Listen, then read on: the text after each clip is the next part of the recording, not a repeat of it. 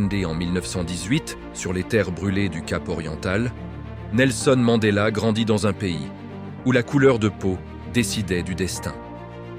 Mais dans le cœur du jeune garçon battait déjà un rêve, celui d'un avenir où la dignité ne serait plus un privilège. Étudiant passionné, il choisit le droit, non pour le prestige, mais pour offrir une voix à ceux qu'on avait réduits au silence. En 1944, il rejoint l'African National Congress et commence une lutte sans armes, mais avec des convictions plus fortes que le fer. Et les dirigeants de l'apartheid, effrayés par sa lumière, tentèrent de l'éteindre. En 1962, ils l'enfermèrent derrière des murs de pierre. Mais en 1964, ils lui offrirent une vie entière de prison en échange de sa liberté.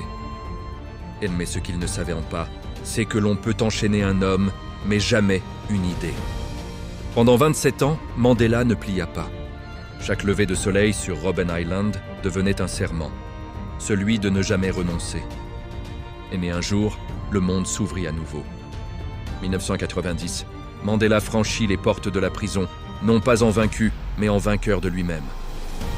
Il reprit la lutte, avec la sagesse forgée dans la souffrance, et 4 ans plus tard, il devint le premier président noir d'Afrique du Sud.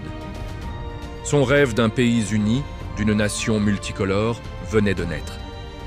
Et Nelson Mandela est plus qu'un nom, c'est un souffle, une leçon vivante.